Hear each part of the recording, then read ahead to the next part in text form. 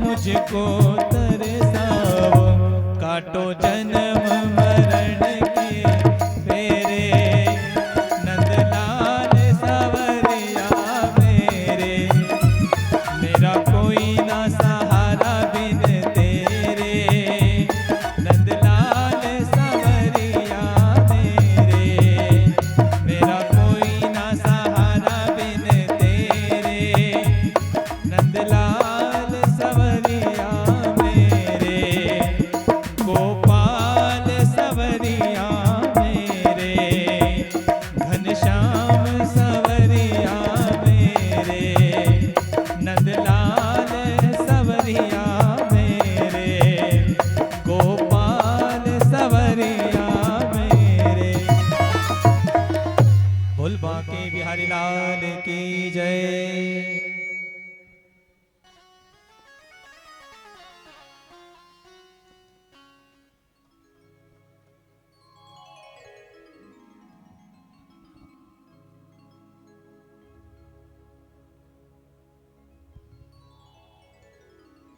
बोलिए भटवाड़ा महादेव की, सावरिया सेठ की, वंशी वारे की, हारे के सहारे की जय।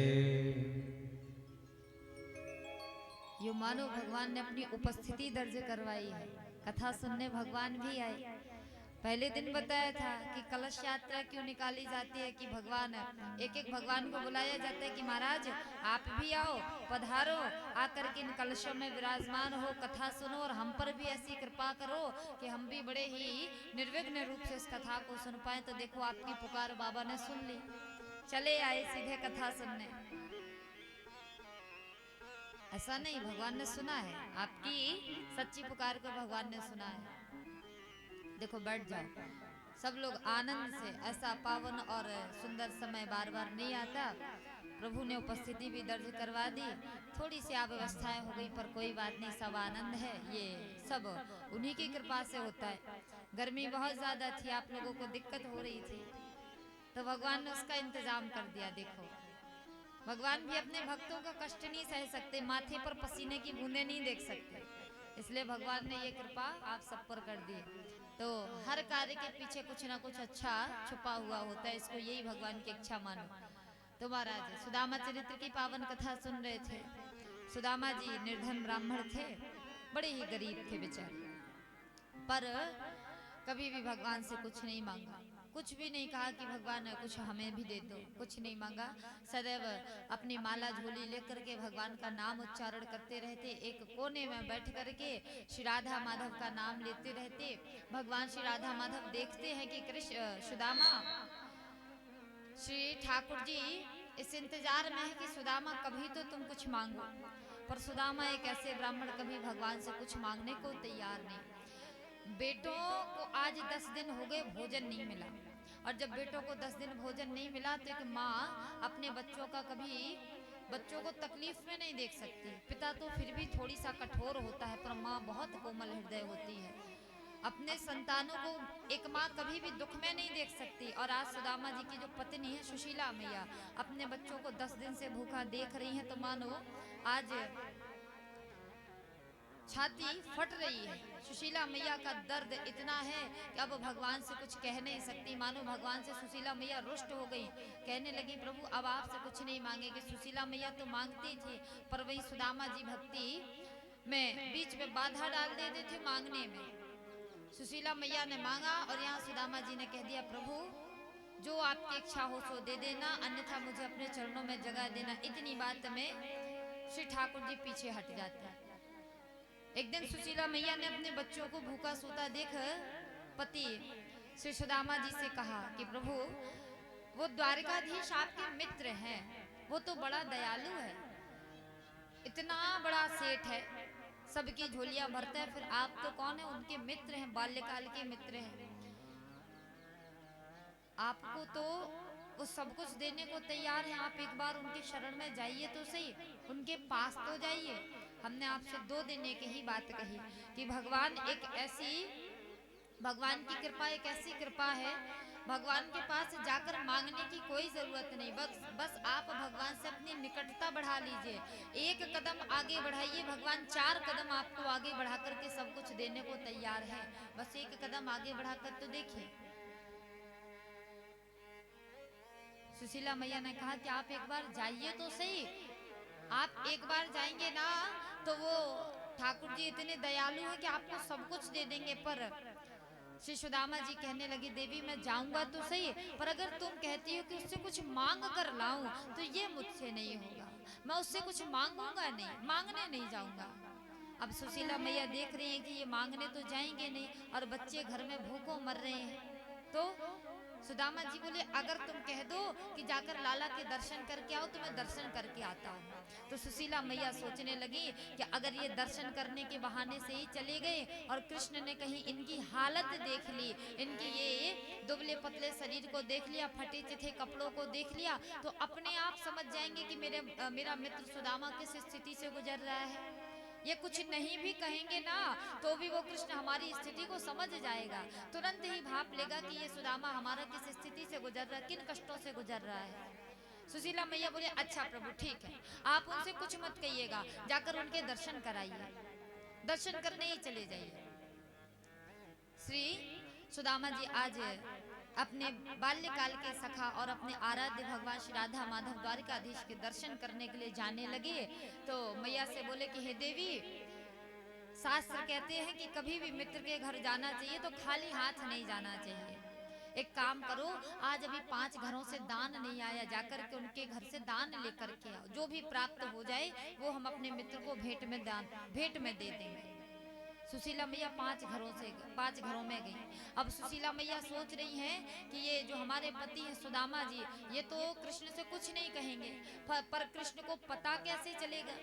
कृष्ण को पता कैसे चलेगा कि हमारे घर की स्थिति कैसी है? पता भी तो चलना चाहिए। मैं अपनी बात कैसे कृष्ण तक पहुंचाऊं? तो सुशीला मैया ने एक उपाय सोचा। 5 घरों में आज सुशीला मैया गई और 5 घर से अलग अलग तंदुल यानी कि चावल लेके आई। 5 घरों से अलग अलग तंदुल लेके आई। किसी घर के सफेद, किसी घर के पीले, किसी घर के लाल, किसी घर के मैले, तो किसी घर के अलग अलग रंग के। 5 घरों से 5 रंग के चावल लेकर आई। एक फटी सी पोटली में, फटे से कपड़े में सुशीला मैया ने उन चावलों को बांध दिया। मानो सुशीला मैया ने ये 5 घर से अलग अलग रंग के चावल इसलिए मंगाए हैं कि मैया सुशीला दिखाना चाहती है कि जिनके घर में भोजन के लिए अन्न भी नहीं है, 5 घरों से मंगाए हुए चावल आज सुशीला मैया भेंट में श्री सुदामा जी को दे रही है। बोले इन चावलों को देख करके कृष्ण हमारे घर की स्थिति का अंदाजा लगा लेगा कि 5 रंग के चावल ये निश्चय ही 5 घरों से मंगाए गए हैं।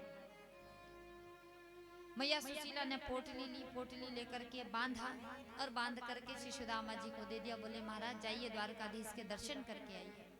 आज श्री सुदामा जी बड़े मग्न हैं, इतने आनंद में मग्न हैं। जीवन के कई वर्ष बीत गए, लाला का दर्शन नहीं हुआ। आज आश्रम के बाद, विद्या अध्ययन के बाद कई वर्षों बाद लाला के दर्शन करने जा रहा हूँ। खूब आनंद में मगन है, पैरों में कांटे लग रहे हैं, खून बह रहा है, रुधिर बह रहा है, पर कोई कष्ट नहीं।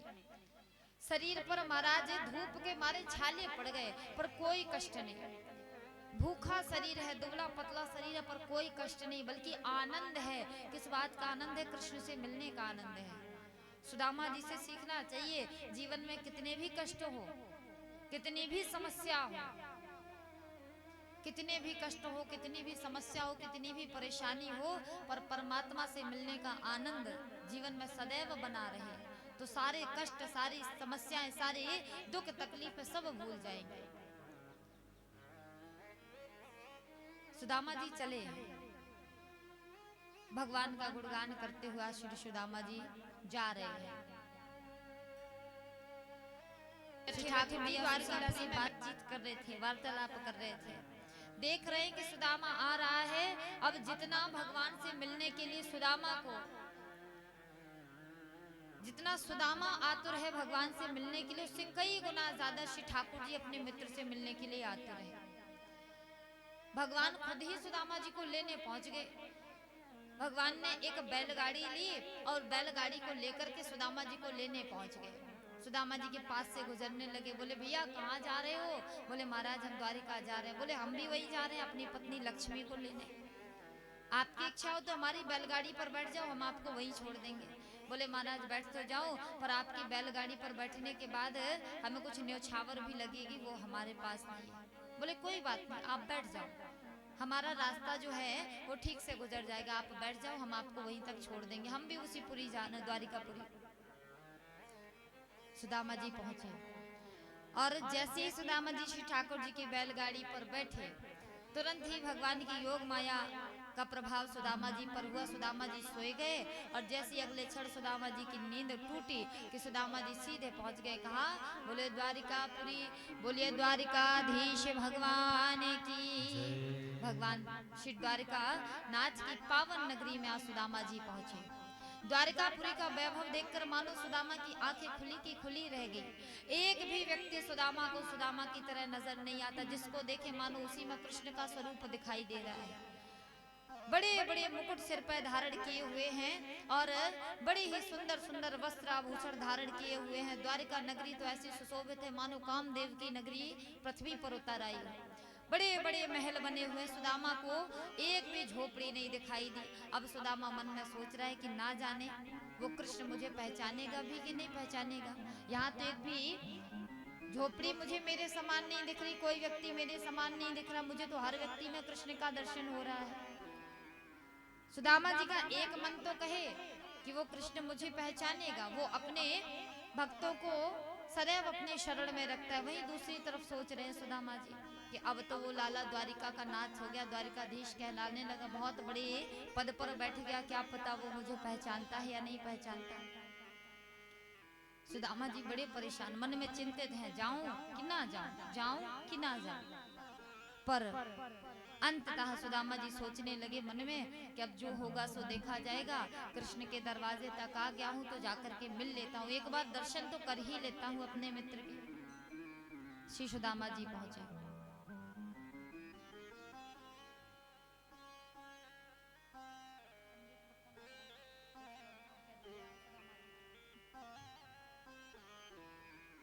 श्री सुदामा जी महाराज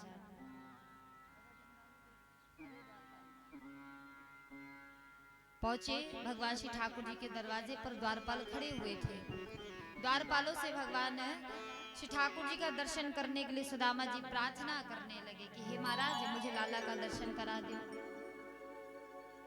हरे द्वारपालो कन्हैया से कह दो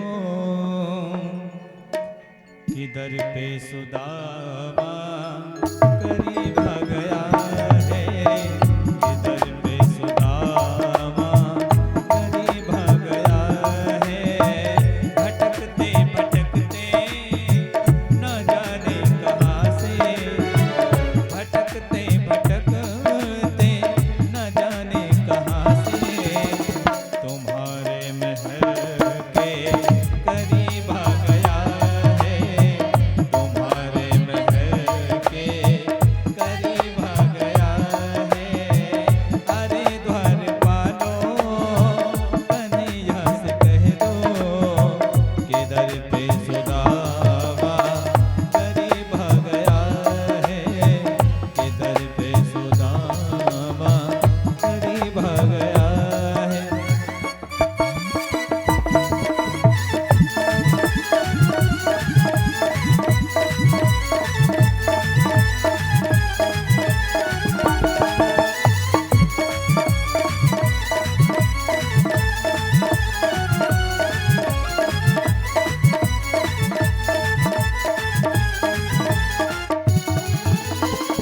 न सर पे है पगड़ी न तन पे है जामा, बता दो कन्हैया को नाम है सुदामा, बता दो कन्हैया को नाम है सुदामा।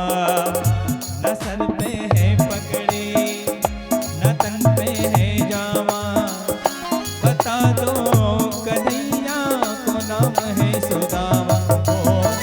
न सर पे है पगड़ी न तन पे है जामा, बता दो कन्हैया को नाम है सुदामा, बता दो कन्हैया को नाम है सुदामा।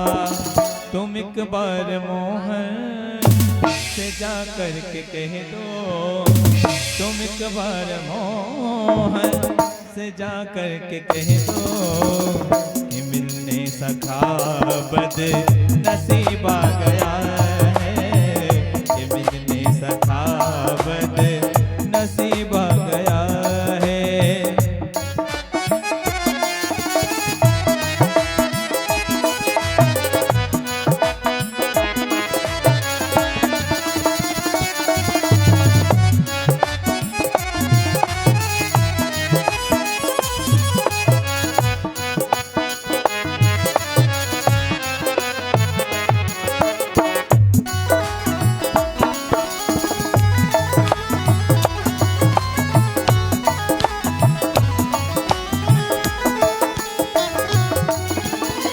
ये सुनते ही दौड़े चले आए मोहन, लगाया गले से सुदामा को मोहन, हाँ लगाया गले से सुदामा को मोहन। हुआ रुक्मणी को बहुत ही अचंभा, हुआ रुक्मणी को बहुत ही अचंभा। ये मेहमान कैसा नसीब आ गया है, ये मेहमान कैसा अजीब आ गया है। अरे द्वारपालो कन्हैया से कह दो कि दर पे सुदामा गरीब आ गया है, कि दर पे सुदामा गरीब आ गया है।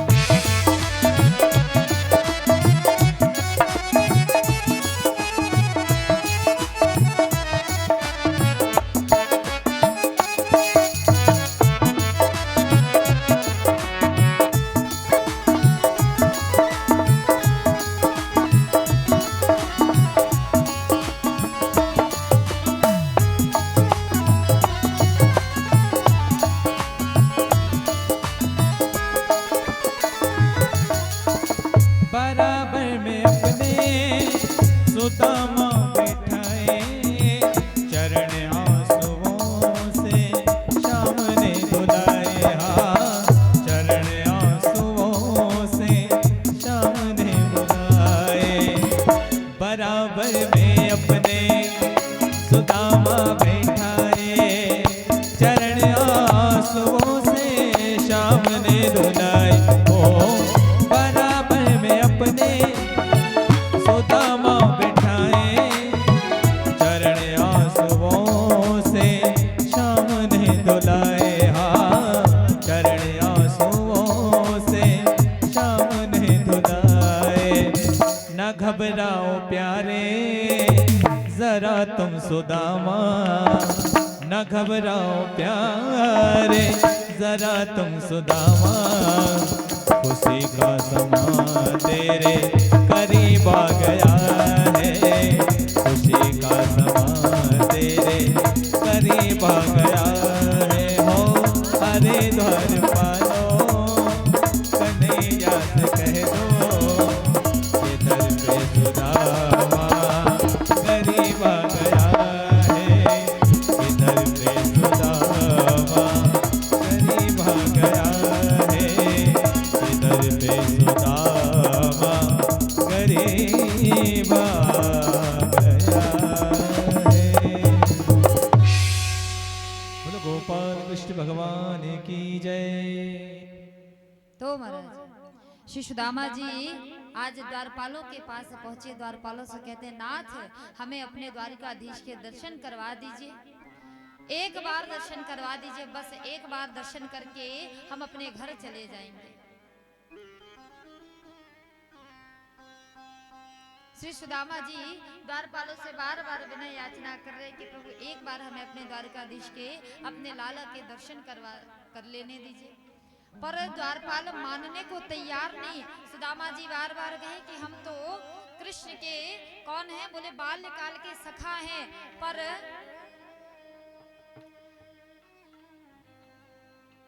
सुदामा जी की बात द्वारपाल मानने को तैयार ही नहीं है।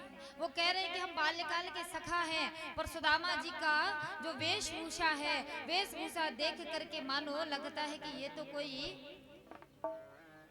बहुत ही निर्धन व्यक्ति है। और इतना निर्धन व्यक्ति भला हमारे कृष्ण का मित्र कैसे हो सकता है? द्वारपालों को विश्वास नहीं हो रहा। उनको लग रहा है कि कोई ये साधारण व्यक्ति है जो कृष्ण से बहुत कुछ मांगने के लिए इस रूप में आ गया, या फिर ये कृष्ण का मित्र बनने का झूठा नाटक कर रहा है। भगवान श्री ठाकुर जी को एक द्वारपाल ने जाकर के बताया, श्री ठाकुर जी को एक द्वारपाल ने जाकर के सूचना दी कि प्रभु आपका मित्र सुदामा आया है। और जैसे ही भगवान ने सुना कि सुदामा आया है, भगवान दौड़ पड़े। श्री सुदामा जी को भगवान ने आज गले से लगाया है। भगवान सुदामा जी को लेकर के राजमहल गए। राजमहल जाकर अपने सिंहासन पर श्री ठाकुर जी ने सुदामा जी को विराजमान कराया। और इसके बाद भगवान श्री ठाकुर जी सुदामा जी का पूजन करते हैं, हाल पूछते हैं कि सुदामा इतने दिनों में खबर ली क्या, तुम्हें अब तक हमारी याद नहीं आई?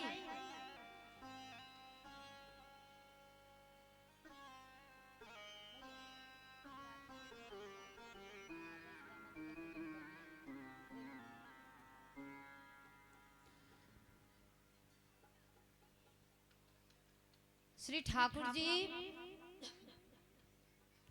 सुदामा जी को अपने सिंहासन पर बिठाते हैं और सुदामा जी का आज पूजन करते हैं। पैरों के कांटे आज से सुदामा जी के निकालते हैं और हाल हवाल पूछते हैं। बोले सुदामा भैया इतने दिनों तक तुम कहाँ रहे? तुम इतने संकट से गुजरते रहे, एक बार भी हमें बताना ठीक नहीं समझा?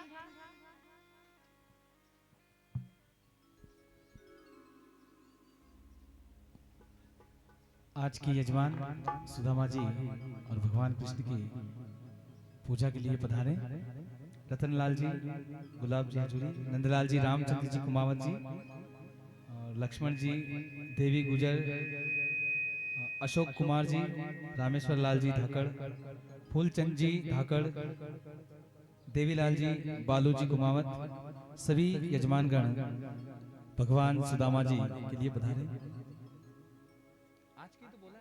आज के यजमान, आज के जितने भी यजमान हैं जोड़े सहित सभी लोग मंच पर पधारे और आकर के श्री सुदामा जी और श्री द्वारकाधीशनाथ भगवान का पूजन करें। आज के सभी यजमान, श्री ठाकुर जी ने आज सुदामा जी को अपने आसन पर बिठाया, चरण धोए। देख सुदामा की दीन दशा, करुणा करके करुणा निधि रोए। पानी परात को हाथ छुओ, नहीं नैनन के जल सौंप धोए। आज भगवान श्री ठाकुर जी सुदामा की इतनी दयनीय स्थिति देखकर इतना जोर से विलाप कर रहे हैं कि नेत्रों के अश्रुओं से ही सुदामा जी के पैर प्रक्षालन हो गए।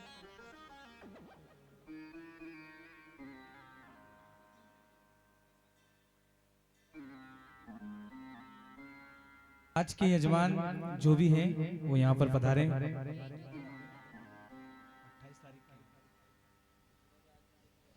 जिन्होंने आज पूजन वंदन किया था, आज के सभी यजमान जोड़े सहित भगवान श्री सुदामा की पूजा के लिए पधारे। 28 तारीख लिखी हुई है।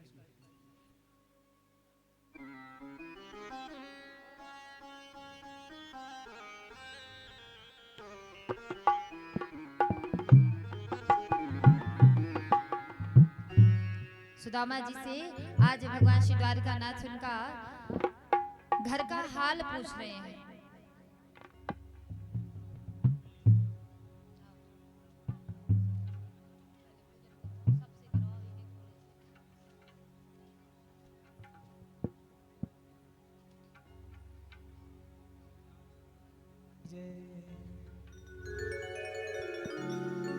बता मेरे यार सुदामा रे, भाई घणे दिना में आयो।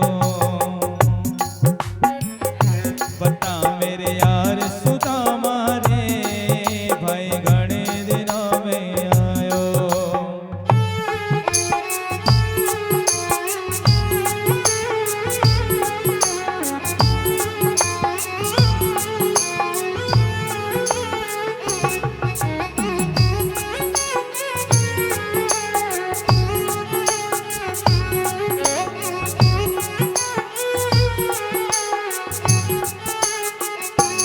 बालक थारे जब आया करता, रोज खेल में जाया करता।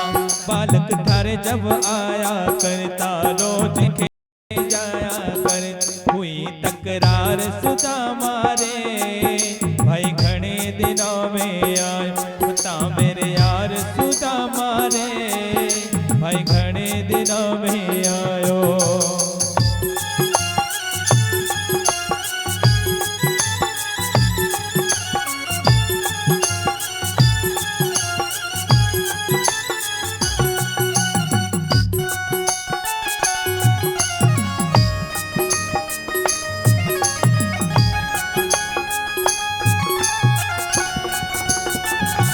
मन ने सुना दे कुटुंब कहानी, क्यों कर पड़गी ठोकर खानी। मन ने सुना सुना दे कुटुंब कहानी, क्यों कर पड़ की ठोकर खान, टोटे की मार सुदामा रे, भाई घने दिनों में आए बता मेरे यार सुदामा रे, भाई घने दिनों में आयो।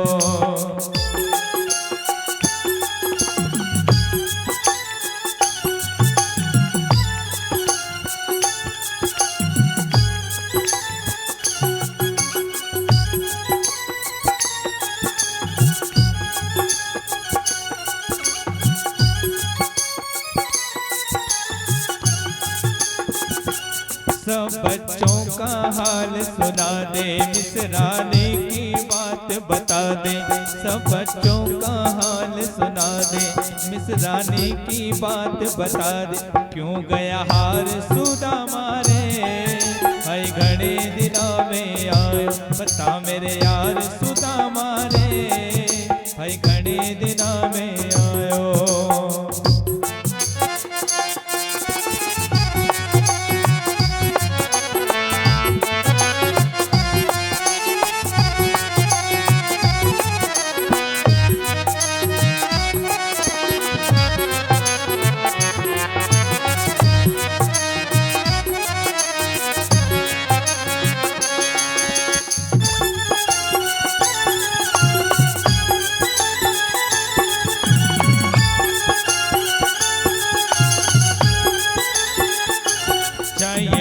तन पहलन आना, इतना दुख नहीं पड़ता ठाना, चाहिए धर तन पहलम आना, इतना दुख नहीं पड़ता ठाना, क्यों भूलिया प्यार सुदामा रे, भाई घने दिनों में आए भूलिया प्यार सुदामा रे, भाई घने दिनों में आयो बता मेरे यार सुदामा रे, भाई घने दिनों में आयो।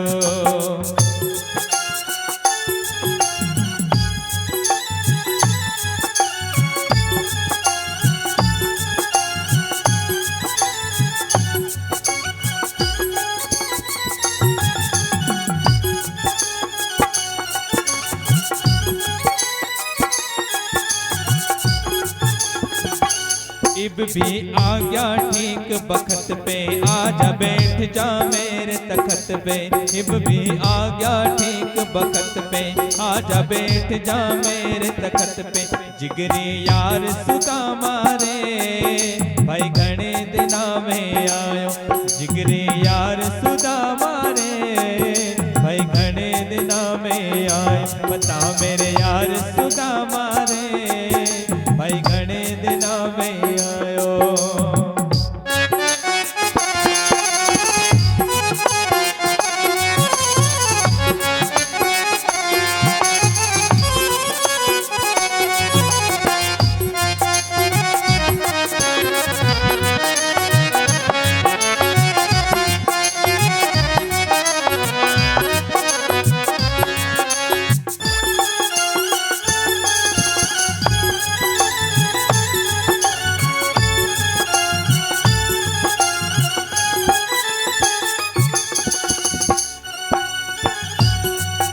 भगत छाती के लाऊं, इब बता तने कठे बिठा लो, आजा भगत छाती के लाऊं, इब बता तने कठे बिठा, करूं साहूकार सुदामा रे, भाई घने दिनों में आए, करूं साहूकार सुदामा रे, भाई घने दिनों में आए बता मेरे यार सुदामा रे, भाई घने दिनों में आए बता मेरे यार सुदामा रे, भाई घने दिनों में आयो, भाई घने दिनों में आयो, भाई घने दिनों में आयो, भाई घने दिनों में आयो।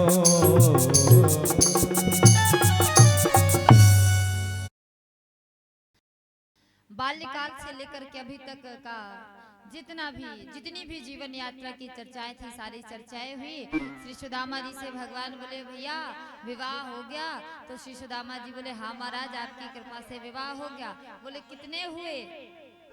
बोले क्या मतलब?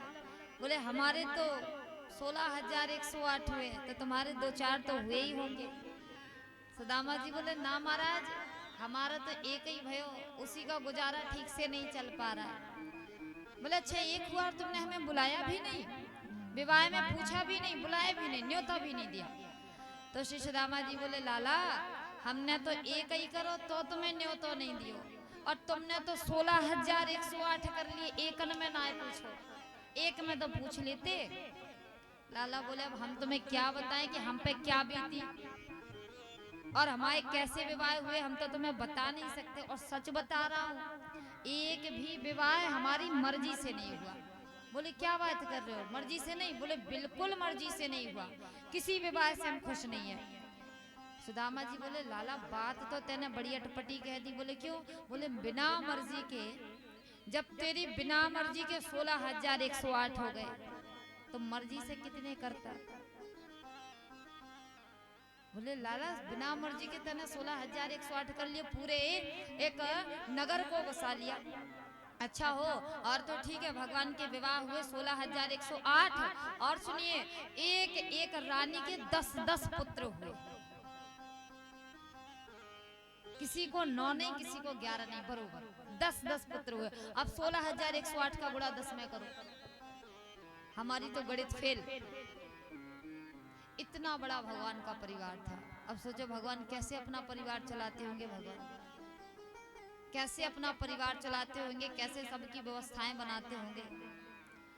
महाराज सुदामा जी से भगवान की बातें हुई। इसके बाद सुदामा जी से श्री ठाकुर जी कहने लगे भैया इतने दिनन में आए और हमारी भाभी ने हमारे लिए कुछ ना भेजो, हमारी भाभी ने हमारे लिए कुछ नहीं भेजा। तो सुदामा जी बोले महाराज हमारे तो कुछ है ही ना है, कुछ रहा नहीं घर में, कुछ होता तो जरूर भेजते, कुछ घर में था ही नहीं। तो श्री सुदामा जी कहने लगे ऐसा तो नहीं हो सकता, कुछ तो भेजा ही होगा। सुदामा जी की नजर पड़ गई श्री ठाकुर जी की नजर पड़ गई सुदामा जी की उस पोटली पर, जो पोटली बगल में दबाए हुए थे। श्री ठाकुर जी कहने लगे सुदामा क्या छुपा रहे हो भैया? बोले नहीं नहीं महाराज कुछ भी नहीं। अरे बोले कुछ तो छुपा रहे हो, बगल में कुछ दबाया हुआ है। तो सुदामा जी ऐसे बैठ गए। बोले महाराज कुछ भी नहीं छुपा। अरे बोले कुछ तो है। सुदामा जी बोले नहीं नहीं, ये तो हमारी हिलने डुलने की आदत पड़ गई। अरे बोले आदत नहीं, कुछ तो है। और श्री सुदामा जी खूब उस पोटली को छुपाते रहे, लेकिन श्री ठाकुर जी की नजरों से कहाँ कोई बचने वाला। भगवान ने उस पोटली को छीन लिया। श्री सुदामा जी से भगवान ने उस पोटली को छीना। पोटली को छीन कर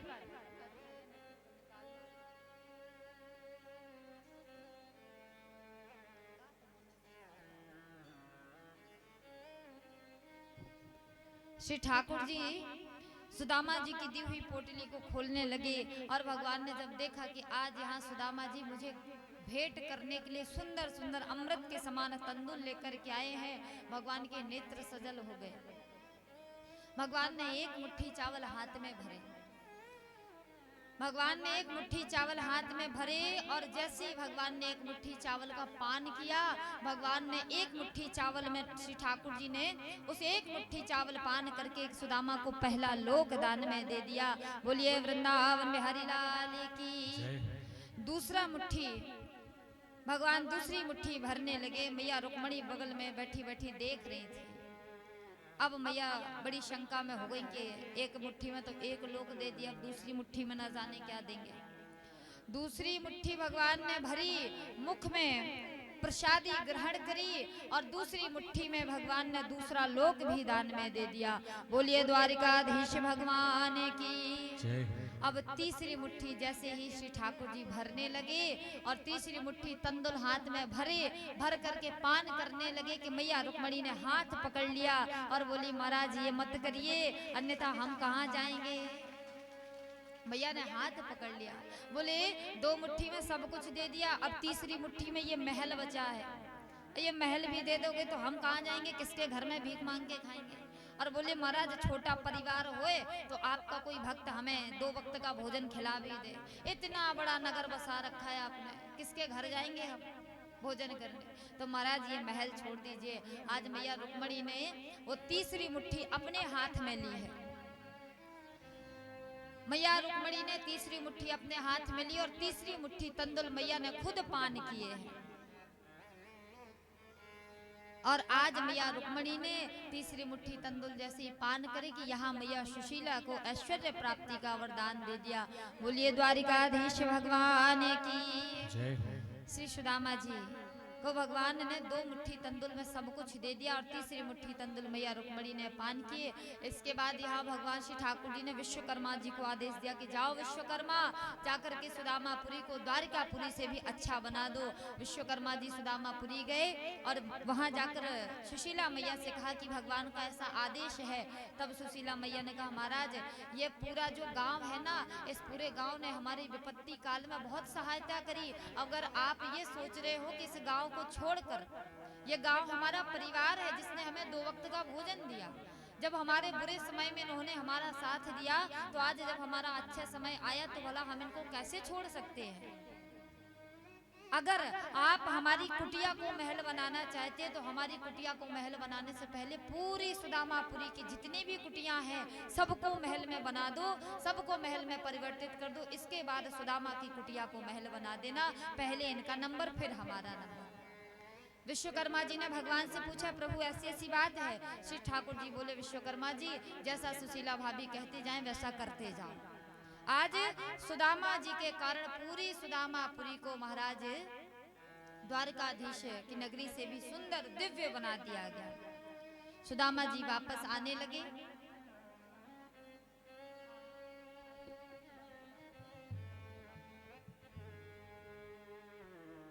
सुदामा जी वापस जाने लगे अपने घर। सुबह होते ही तो श्री ठाकुर जी सुदामा जी से बोले सुदामा जी जा रहे हो तो ठीक है, पर रात्रि में हमने जो तुम्हें ये वस्त्र पहनाए थे अपने ये वस्त्र वापस करते जाओ। अब सुदामा जी ने जैसे सुना कि ये तो वस्त्र मांग रहे हैं जो पहनाए थे, तो सुदामा जी सोच रहे ठीक रहा कि मैंने इससे कुछ नहीं मांगा, एक जोड़ी कपड़े तो दे नहीं सका, जो कपड़े रात में पहनने को दिए वही इसने उतरवा लिए। ठीक रहा। सुशीला तो कह रही थी कि उससे सब कुछ मांग कर लाना, कपड़े उतरवा लिए। सुदामा जी ने अपने वो कपड़े उतार दिए, द्वारिकाधीश को वापस किए, लेकिन नहीं समझ पाए कि ये तो कृष्ण की लीलाएं हैं, कृष्ण तो ऐसी ही लीलाएं करते हैं। और आज श्री सुदामा जी कृष्ण की पावन आज्ञा पाकर आशीर्वाद पाकर चल पड़े वापस सुदामापुरी। और यहाँ जाकर देखा कि यहाँ तो पूरी सुदामापुरी दिव्य द्वारिकापुरी की भांति बदल गई, द्वारिकापुरी के रूप में परिवर्तित हो गई।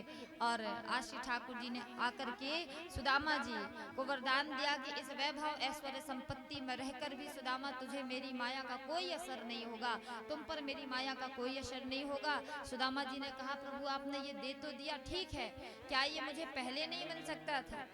सुदामा जी कह रहे महाराज मुझे पता था कि आप मुझे ये वैभव दे दोगे, पर मैंने क्यों नहीं मांगा?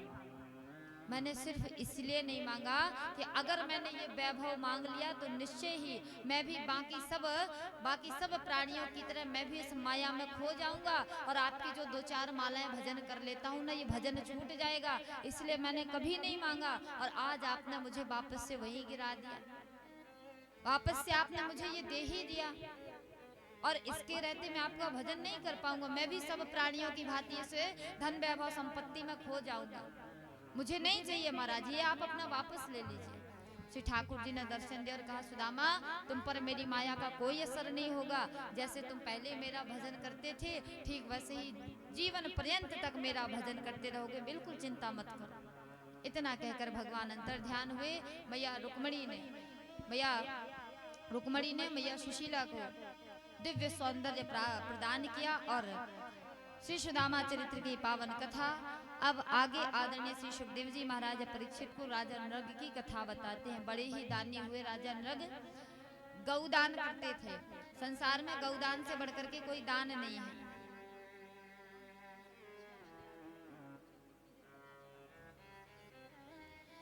राजा नृग को गिरगिट योनि मिल गई। एक दिन कृष्ण के जितने भी पौत्र आदि थे, पोते आदि थे, सब जंगल में खेल रहे थे, तभी एक कुएं पर नजर पड़ गई। कुएं में एक बहुत विशाल गिरगिट पड़ा हुआ था। इन्होंने निकालने की बड़ी कोशिश करी पर वो गिरगिट बाहर नहीं निकला, तो जाकर पिताजी के पास गए, श्री ठाकुर जी के पास गए। बोले महाराज उस कुएं में एक गिरगिट बहुत ही दिनों से पड़ा हुआ है, मरणासन्न स्थिति में, हमसे निकाला नहीं जाता, आप चलकर निकाल दीजिए। श्री ठाकुर जी आए, आकर के हाथ बढ़ाया और जैसे ही हाथ बढ़ाया उस गिरगिट को स्पर्श किया कि वो गिरगिट एक दिव्य राजा के रूप में बदल गया, परिणत हो गया। भगवान ने पूछा भैया कौन हो और आप इतनी नीच योनि गिरगिट में कैसे आ गए? इन्होंने हाथ जोड़कर कहा महाराज आप तो सब जानते हैं पर फिर भी बता देता हूँ, मेरा नाम नृग है। मैं धरती पर सबसे बड़ा दानी कहा जाता हूँ। इस पृथ्वी पर जितने धूल के कण हैं ना, उतनी मैंने गायें दान में कर दी, उतनी गायें मैंने दान कर दी। और संसार में सबसे बड़ा कोई दान है तो वो गौ दान है, दूसरा कन्यादान, इससे बड़ा कोई दान नहीं होता। लेकिन महाराज एक दिन गलती हो गई। क्या? बोले मैंने अपने घर में एक पंडित जी को आमंत्रित किया, ब्राह्मण विप्र देवता को आमंत्रित किया, लेकिन पूजा करवाई मैंने और पूजा के बाद जब उन्हें मैंने दक्षिणा दी तो दक्षिणा के रूप में मैंने उनको एक गौ दान कर दी। अब गलती क्या हो गई, मैंने जो गाय दान में करी वो गाय मेरी नहीं थी। मुझे नहीं पता कि वो गाय किसकी थी और कब आकर के मेरी गौशाला में मेरी गायों के साथ मिल गई, मुझे पता नहीं था। और धोखे में मुझसे वही गाय दान में चली गई। तो मैंने जिनको वो गाय दान में दी थी वो पंडित जी उस गाय को लेकर के जा रहे थे कि उस गाय का जो असली मालिक था वो बीच रास्ते में उनको मिल गया। वो कहने लगा भैया मेरी गाय लेकर कहाँ जा रहे हो? बोले तुम्हारी गाय? बोले हाँ। बोले नहीं, ये तो हमें राजा नृग ने दान में दी है। अरे बोले ये तो 4 दिन पहले खो गई थी, हम इसको 4 दिन से ढूंढ रहे हैं, लाओ हमारी गाय वापस लाओ। तो हमने जिनको दान में दिया वो देने से मना करने लगे, बोले नहीं हमें तो ये राजा नृग ने दान में दी है, हम नहीं देंगे। दोनों में झगड़ा होने लगा। दोनों ब्राह्मण पहुंच गए राजा नृग के पास। राजा नृग ने कहा महाराज आप जिनको उन्होंने वो जिसकी गाय थी उस गाय के स्वामी से राजा नृग ने कहा, बोले प्रभु आप इस एक गाय के बदले मेरी गौशाला में से चाहे जो भी गाय ले लो, पर इस गाय को छोड़ दो। क्यों? क्योंकि एक बार किया हुआ दान और एक बार किया हुआ संकल्प अगर आप उससे मुकरते हैं या आप उसको वापस लेते हैं तो आपको नरक में भी जगह नहीं मिलती। राजा नृग ने कहा महाराज ये गाय तो मैंने दान कर दी, अगर अब इसको वापस लूंगा तो मैंने आज तक जितना भी दान किया है मेरा सब दान पानी में चला जाएगा। इस गाय को छोड़ दीजिए महाराज, चाहे जो गाय आप मेरी गौशाला में से छांट लीजिए। पर वो बोला नहीं अपनी ही लूंगा, मुझे दूसरी गाय नहीं चाहिए, अपनी ही लूंगा। राजा नृग ने कहा महाराज एक काम करिए, आप अपनी इस एक गाय के बदले मेरी पूरी गौशाला में जितनी गायें हैं सब ले लीजिए, बस इसको छोड़ दो। पर वो बोला नहीं अपनी ही गाय लूंगा।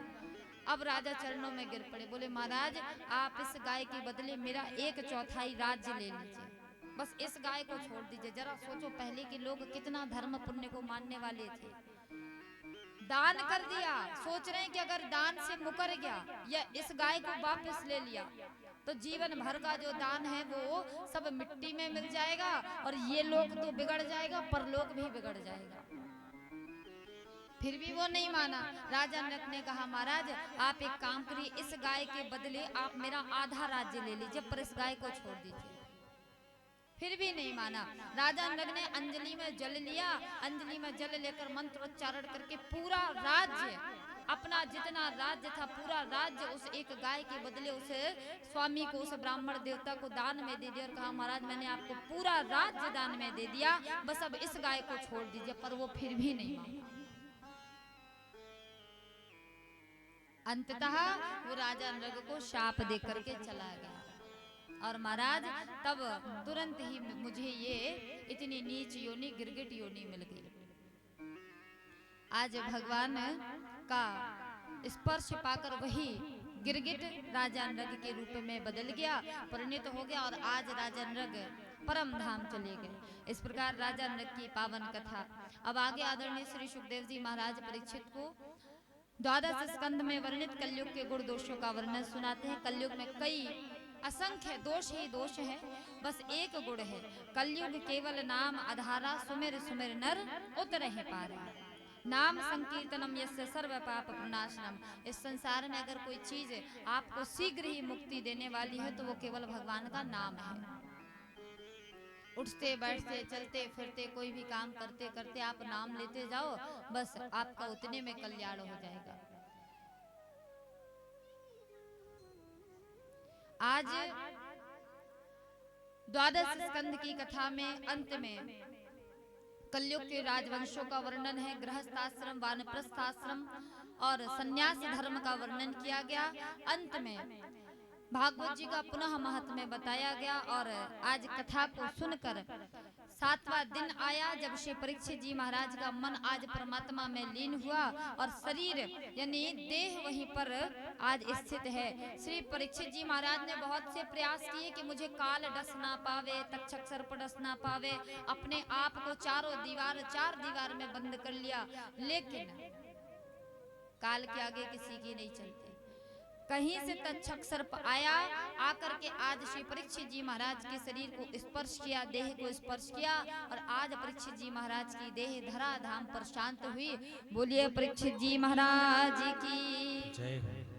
परीक्षित जी की मुक्ति देख श्री सुखदेव जी महाराज भी परम धाम पधारे। बोलिए श्री सुखदेव जी महाराज की जय हो। इस प्रकार से सुखदेव जी की मुक्ति हुई, परीक्षित जी की मुक्ति हुई, भगवान श्री ठाकुर जी परम धाम गए। और आज 7 दिन की कथा विश्राम हुई, खत्म नहीं हुई। जो चीज एक बार खत्म हो जाती है वो दोबारा नहीं बनती। पर ये भागवत एक ऐसी कथा है, ये राम कथा ऐसी है, ये जितनी भी कथाएं हैं, ये कथा एक ऐसी वस्तु है जो कभी खत्म नहीं होती, बल्कि दिन प्रतिदिन बढ़ती ही जाती है। आज यहाँ है, कल ही दूसरे दिन कहीं और प्रारंभ हो जाएगी। तो ये कथा कभी खत्म नहीं होती, इसलिए कभी मत कहिएगा कि कथा आज खत्म हो गई। खत्म नहीं, विश्राम हो गई। तो 7 दिन की कथा जैसे चल रहा था वो क्यों घुमा दिया उसको? वो ठीक चल रहा था। राधे श्री राधे राधे। तो महाराज आप सभी ने बड़े भाव से 7 दिन की मंगलमय कथा का आनंद लिया, बहुत ही भाव से श्रवण किया। सच मानिए इस बात को, इतने सच्चे श्रोता आज तक हमें अपने जीवन काल में कहीं नहीं मिले। आप सभी का हमारी ओर से, व्यासपीठ की ओर से बहुत बहुत धन्यवाद, बहुत बहुत साधुवाद। अपने बैठे मानो हमें इशारा मिल गया हुआ आपकी तरफ से कि आप कथा कहिए, हम सब सुनने को ही बैठे हैं। तो हमने तुरंत ही कथा प्रारंभ कर दी महाराज। ऐसे श्रोताओं को व्यासपीठ की ओर से बहुत बहुत साधुवाद, बहुत बहुत नमन। और जितने भी आज आसपास से श्रोता पधारे हैं सभी का व्यासपीठ की ओर से खूब खूब स्वागत, वंदन, अभिनंदन। आसपास के सभी गांवों से जो भी पधारे हैं कथा सुनिए। और कथा तो पूर्ण हो गई और इसके बाद अब प्रसादी का वितरण होगा। सभी लोग प्रसादी लीजिए और व्यासपीठ का आशीर्वाद लीजिए। भागवत जी की परिक्रमा करिए, यज्ञ भगवान की परिक्रमा करिए, तदुपरांत अपने अपने घर को पधारिए। और परम मंगलमय आयोजन आज श्री भटवाड़ा महादेव के सानिध्य में और प्रभु की कृपा से संपन्न हुआ। 7 दिन बड़े ही सुंदर भाव से आप सभी के साथ व्यतीत हुए। तो आप सभी मैयाओं का बहुत बहुत धन्यवाद, जो बात करती रही उनका भी धन्यवाद और जो कथा सुनती रही उनका भी खूब खूब धन्यवाद। भले ही बात करती रही पर कम से कम घर से चलकर यहाँ पंडाल में बैठ तो गई। पंडाल में बैठने से ही उनका कल्याण हो गया। कथा सुने या ना सुने कोई बात नहीं, पर इस पंडाल में महादेव के चरणों में बैठने से ही आपका कल्याण हो गया, यही बहुत बात है। तो महाराज अब कल हमने बताया था कि कथा के अंत में आपको पूरे 7 दिन की कथा एक साथ सुनाई जाएगी। तो आइए हरि चर्चा को एक बार फिर से प्रारंभ करते हैं। जो नहीं आ पाए हैं वो भी सुन लीजिए और जो आए हैं वो भी सुन लीजिए। इसके बाद ब्रज की लठमार होली का दर्शन करेंगे। लठमार होली होती है हमारे यहाँ महाराज, आप तो गए नहीं कभी तो आपको पता नहीं, तो आज उसका दर्शन कराएंगे। अब पता लगे लठमार होली का नाम सुन के सब यहाँ से 9 2 11 हो जाए। चिंता मत करिए, लठमार जैसा नाम है तो बिल्कुल ही ब्रज में लठमार होली होती है। लठ दिए जाते हैं, बजाए जाते हैं, पर यहाँ नहीं बजाएंगे। यहाँ भाव से बस आनंद से नृत्य करते हुए गाते हुए होली का दर्शन करेंगे। आइए पहले एक बार कथा को पुनः एक बार कथा की पुनरावृत्ति करते हैं, तदुपरांत भाव से भगवान की आज लठमार होली का दर्शन और इसके बाद सुखदेव जी परीक्षित जी की विदाई और बस तदुपरांत प्रसादी का वितरण। बोलिए वृंदावन में हरिलाल की, सावरिया सेठ की, बंसी वाले की, श्रीमद् भागवत महापुराण की, बटवाड़ा महादेव की। कथा के प्रथम दिवस आप सभी ने कथा के महात्म्य में वर्णित गोकर्ण धुंधकारी भक्ति ज्ञान वैराग्य का उपाख्यान सुना। तदुपरांत कथा के महात्म्य में ही अंतिम अध्याय में आप सभी ने साप्ताहिक श्रवण की विधि को सुना। दूसरे दिन श्री सुखदेव जी महाराज के जन्म की कथा के साथ साथ प्रथम स्कंद में वर्णित 6 प्रश्नों का हम आप सभी ने वाचन यहाँ पर किया और कथा को सुना। तदुपरांत कथा के तीसरे दिन सर्वप्रथम परीक्षित जी के जन्म की कथा, भोलेनाथ का विवाह, परीक्षित भ्रमण की कथा, कैसे परीक्षित जी को 7 दिन में मरने का श्राप लगा, इस कथा को सुना। परीक्षित जी को सुखदेव जी किस प्रकार मिले, इनका कैसे आपस में संयोग हुआ, मिलन हुआ, ये कथा सुनी। परीक्षित जी ने सुखदेव जी से क्या प्रश्न किया, मरणासनम किम कर्तव्यम, जो व्यक्ति शीघ्र मरने वाला हो उसको क्या करना चाहिए कि भगवान की प्राप्ति हो जाए, इस प्रश्न का उत्तर सभी ने सुना। सृष्टि प्रकरण, पृथ्वी पर 2 स्त्री और पुरुष आए, स्त्री का नाम शत्रुपा और पुरुष का नाम मनु। मनु शत्रुपा के 3 बेटियां आकुति, देवहूति, प्रसूति, 2 पुत्र प्रियव्रत और उत्तानपाद। उत्तानपाद जी के हुए भक्त ध्रुव, उनके पावन चरित्र को हम आपने श्रवण किया। तदुपरांत नरसिंह भगवान का पावन दर्शन, प्रहलाद जी के पावन जीवन चरित्र की कथा हम आप सभी ने सुनी। और कथा के चतुर्थ दिवस हम आपने गजेंद्र मोक्ष की कथा, समुद्र मंथन की कथा, भगवान के मोहिनी अवतार की कथा, भगवान श्री ठाकुर जी के कच्छप अवतार की कथा, धन्वंतरी अवतार की कथा, इसके साथ साथ लक्ष्मी नारायण भगवान के स्वयंवर की कथा, तदुपरांत वामन भगवान की पावन झांकी का सबने दर्शन किया। इसके बाद सूर्यवंश में प्रगटे भगवान श्री राम जी की पावन कथा का, श्री रामचरितमानस का सबने आनंद लिया। तदुपरांत चंद्रवंश में प्रगटे भगवान श्री कृष्ण के पावन जन्मोत्सव का आनंद हम आप सभी ने लिया। और कथा के 5वें दिन भगवान की बाल लीलाओं का दर्शन किया। माखन चोरी लीला, कालिया नाग दमन लीला, गोवर्धन धरण लीला इत्यादि लीलाओं का हम आपने दर्शन किया। कथा के 6वें दिन सभी ने कंस मर्दन की कथा, भगवान के ब्रज गमन की कथा और चाड़ू मुष्टिक कुबल्या पीढ़ हाथी के परम धाम गमन की कथा हम आप सभी ने सुनी। कुब्जा पर भगवान ने किस प्रकार कृपा करी और इसके बाद भगवान ने किस प्रकार द्वारिकापुरी बसाई। बलराम भैया का विवाह कैसे माँ रेवती के साथ हुआ, इस कथा को सुना। तदुपरांत विदर्भ देश की राजकुमारी माँ रुक्मणी के साथ भगवान का किस प्रकार हरण विधि से, गंधर्व विधि से विवाह हुआ, ऐसी पावन कथा को कल हम आप सभी ने श्रवण किया। और आज की कथा में सबसे पहले हम आपने भगवान के 8 विवाहों का वर्णन सुना। बताइए सही, भगवान का पहला विवाह किसके साथ हुआ? रुक्मणी। एक बार फिर से क्लास लगाते। दूसरा जरा जोर से बोलो। क्या करें बेचारे, आज खा के तो आए नहीं होंगे और हम लगे हैं कि जोर से बोलो, जोर से बोलो। देखो हम भी नहीं खा के आए, चिंता मत करो, लेकिन आपसे तो तेज बोल ही रहे हैं और आप इतने मिलकर हमारे बराबर नहीं बोल पा रहे। अब ये मत कहना कि आपके पास तो माइक है, ये कोई नहीं कहेगा। माइक वाइक में इतनी हिम्मत नहीं, ये तो हमारी खुद की आवाज है। आप सबसे, आप इतने बैठे हो, इतने बैठकर तो एक माइक बराबर आवाज लगा ही सकते हो कि नहीं। हमारी अकेले की इतनी आवाज है तो आप सबकी कुछ तो होनी चाहिए। बताओ पहला विवाह किसके साथ हुआ? दूसरा जामवती, तीसरा सत्यभामा, चौथा बैटरी गुल, कालिंदी, 5वां नग्नजिती, 6वां मित्रविंदा, 7वां भद्रा और 8वां लक्ष्मणा। 8 विवाह हुए जिनमें से आपको 4 याद हो गए इस बार और 4 याद हो जाएंगे अगली बार। बहुत है, 4 याद हो गए ना, आज के लिए इतनी होमवर्क काफी है। एक साल में 4 ही दोहराना, अगले बार जब फिर आएंगे तो 4 फिर से रटवा देंगे। तो ऐसे आज आपने 8 पटरानियों का वर्णन सुना। इसके बाद भौमासुर ने किस प्रकार बंदी बनाई हुई कन्याओं से जो विवाह करना चाहता था, भगवान ने उनको मुक्त किया। भगवान ने 16,100 कन्याओं से विवाह किया।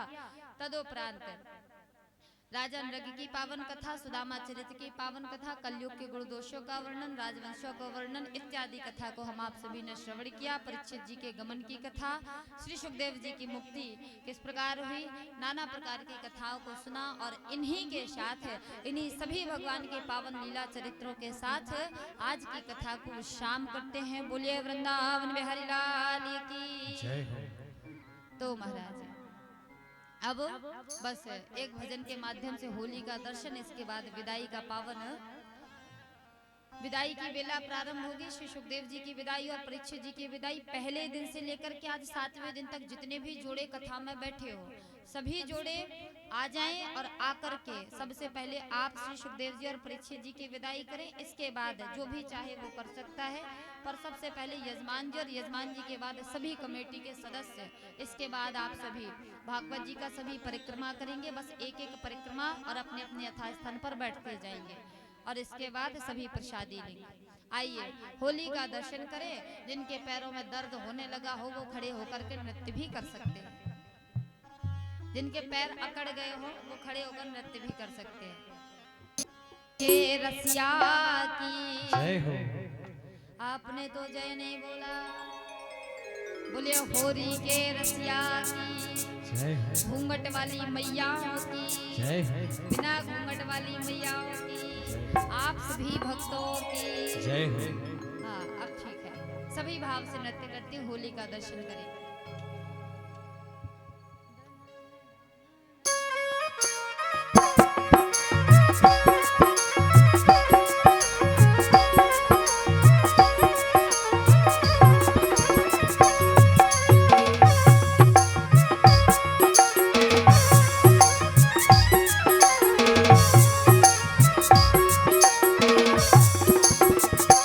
रंग मत डारे रे, रंग मत डारे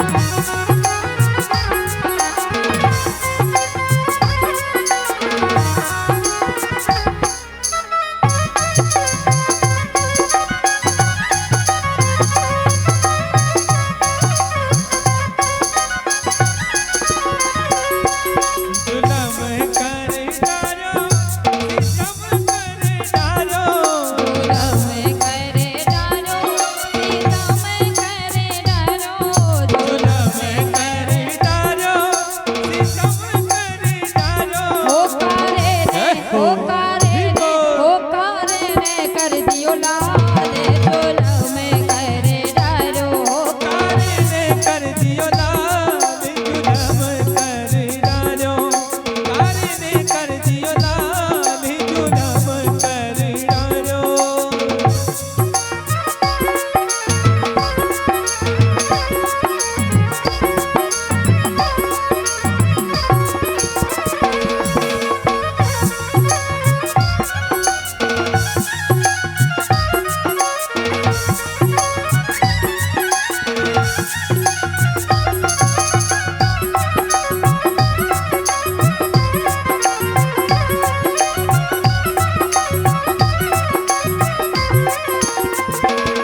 आज भी रज में होरी रे रसिया आज भी रज में होरी रे रसिया होरी रे रसिया वरदोरी रे रसिया होरी रे रसिया बरजोरी रे रसिया आज वे रज में होरी रे रसिया हो आज वे रज में होरी रे रसिया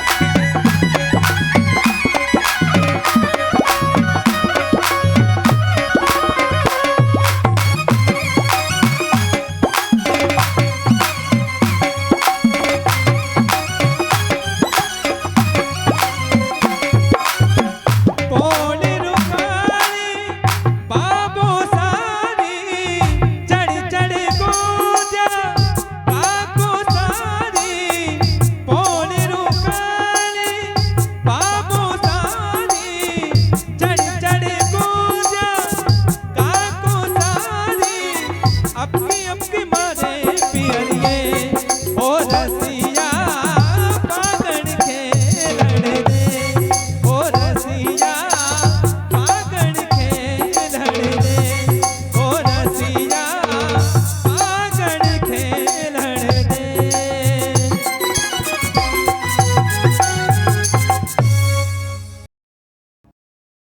बोलिए राधा रानी की। जय हो।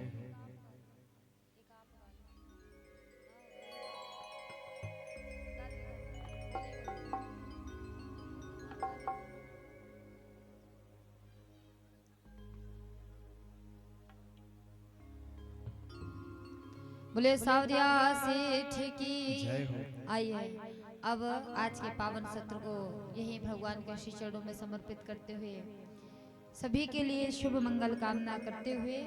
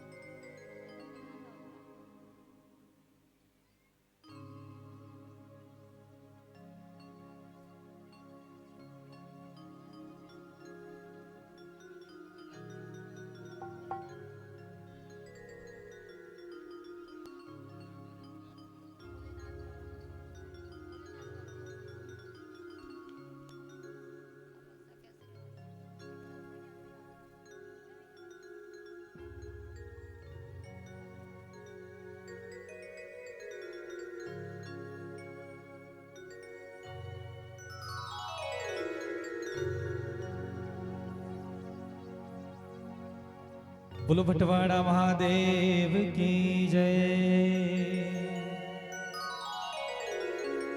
हमारी समिति के सदस्यों की एक छोटी सी फरमाइश। तो आइए छोटा सा प्रयास करते हैं भटवाड़ा महादेव जी के ऊपर छोटा सा भजन गाने का, सभी नाचते हुए झूमते हुए गाते हुए।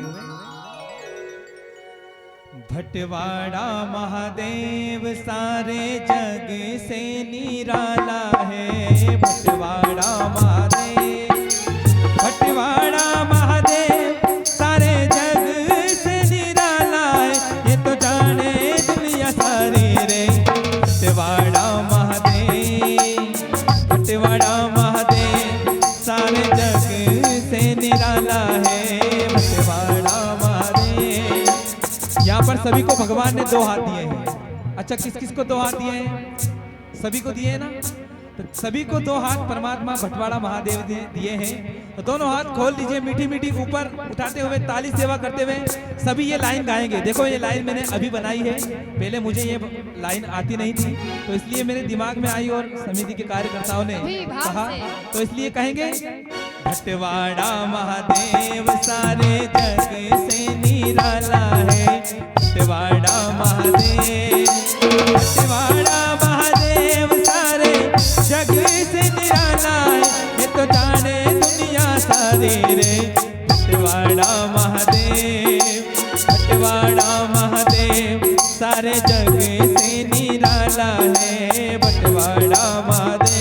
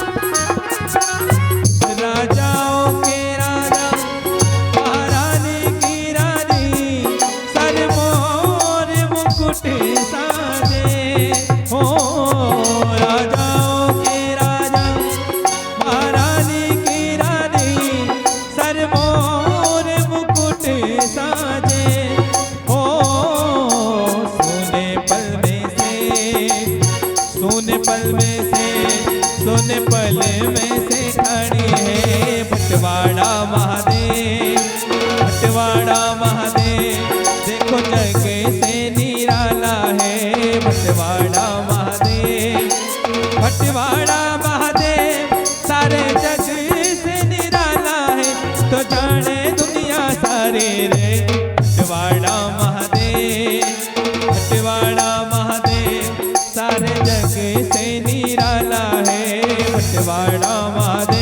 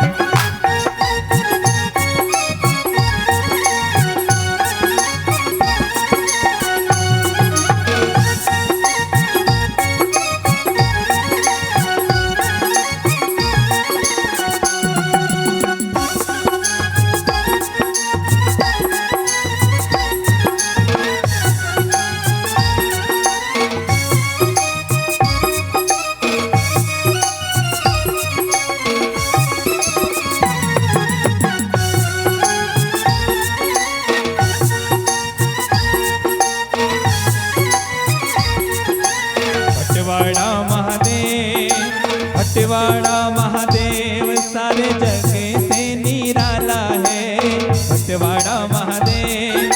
बटवाड़ा महादेव सारे जग से निराला है तो जाने दुनिया सारे रे बटवाड़ा महादेव। बटवाड़ा महादेव सारे जग से निराला है बटवाड़ा महादेव।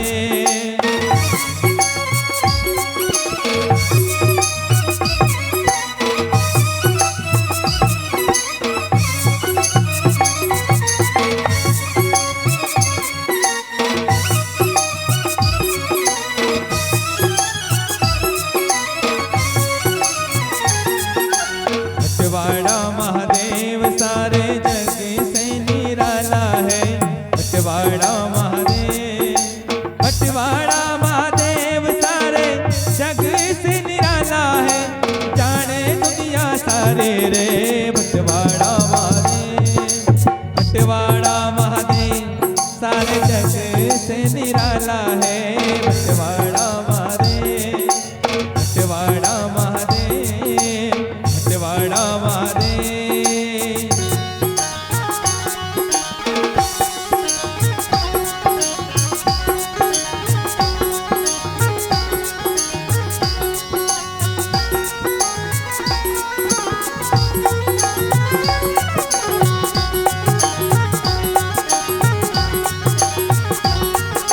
सावरियों है सेठ मारी राधा जी से ठाणी है। सावरियों है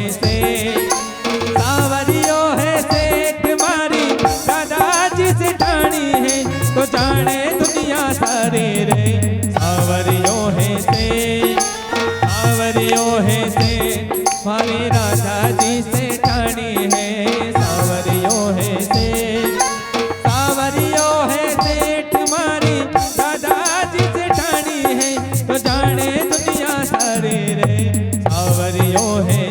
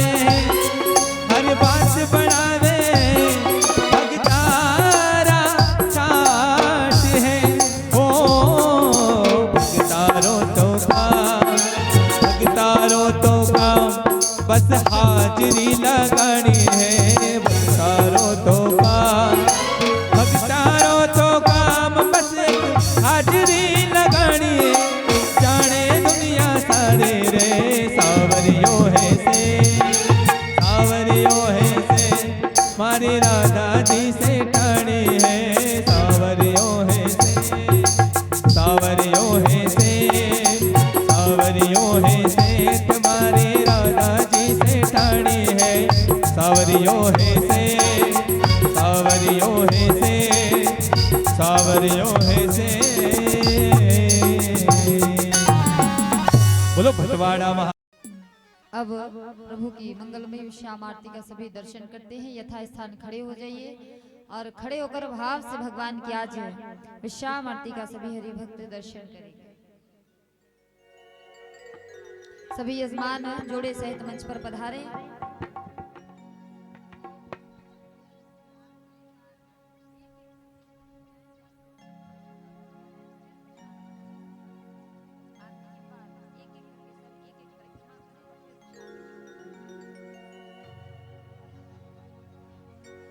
सभी भक्तों से निवेदन है, आरती के पश्चात एक एक करके आएंगे और भागवत जी का पूजन करेंगे और परिक्रमा करेंगे और वापस अपने स्थान पर जाएंगे। तो आरती के बाद आपको यह प्रक्रिया करना है। आरती होने के पश्चात सभी भक्तों से अनुरोध है, एक एक करके आएंगे और ठाकुर जी का भागवत जी का पूजा करेंगे, अर्चन करेंगे और उसके पश्चात परिक्रमा करके वापस अपने स्थान पर जाएंगे।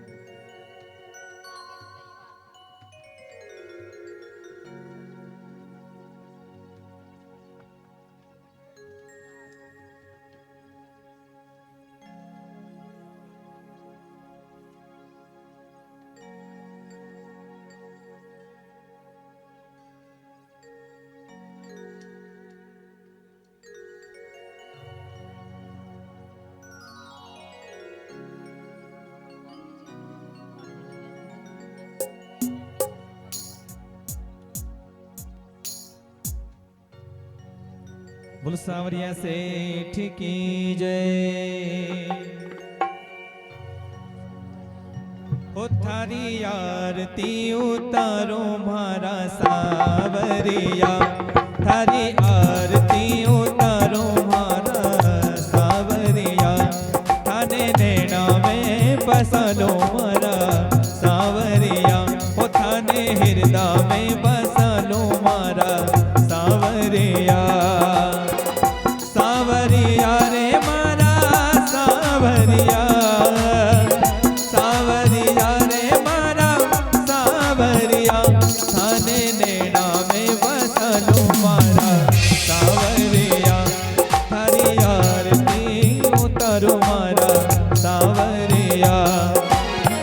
अयोध्या में जन्मे राजा रामचंद्र जी, मथुरा में तो जन्मे मारा सावरिया। अयोध्या में जन्मे राजा रामचंद्र जी, मथुरा में तो जन्म्या मारा सावरिया। ओ थारी थारी ओ थारी आरती उतारो मारा सावरिया, ओ थाने नैना में बसलो मारा सावरिया। सीता जी ने परणे राजा रामचंद्र जी, रानी रुक्मण ने परण्यो मारा सावरिया। सीता जी ने परणे राजा रामचंद्र जी, रानी रुक्मण ने परण्यो मारा सावरिया। ओ थारी थारी ओ थारी आरती उतारो मारा सावरिया, थाने नैना में बसालो मारा सावरिया।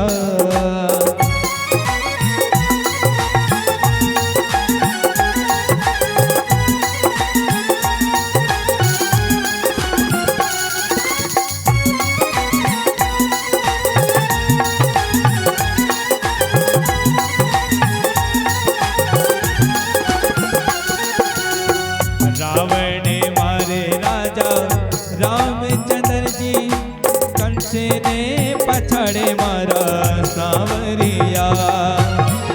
रावण मारे राजा रामचंद्र जी, मामा कंस ने पछाड़े मारा सावरिया।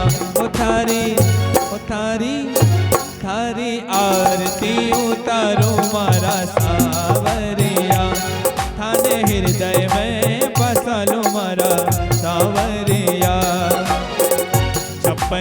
भोग जी में रामचंद्र जी माखन मिश्री ने जी में मारा सावरिया। छप्पन भोग जी में रामचंद्र जी माखन मिश्री हो जी में मारा सावरिया। ओ थारी आरती उतारो मारा सावरिया। थारी आरती उतारो मारा सावरिया। थारी आरती उतारो मारा सावरिया। थारी आरती उतारो मारा सावरिया। उठाने नैना में बसा लो मारा सावरिया। कर्पूर गौरम करुणावतारम संसार सारम भुजगेन्द्रहारम सदा वसंतं हृदयारविन्दे भवं भवानी सहितं नमः। हरे राम राम राम हरे हरे। हरे कृष्णा कृष्णा कृष्णा हरे हरे। हरे राम राम राम हरे हरे। हरे कृष्णा कृष्णा कृष्णा हरे हरे। बोलो श्रीमद् भागवत महा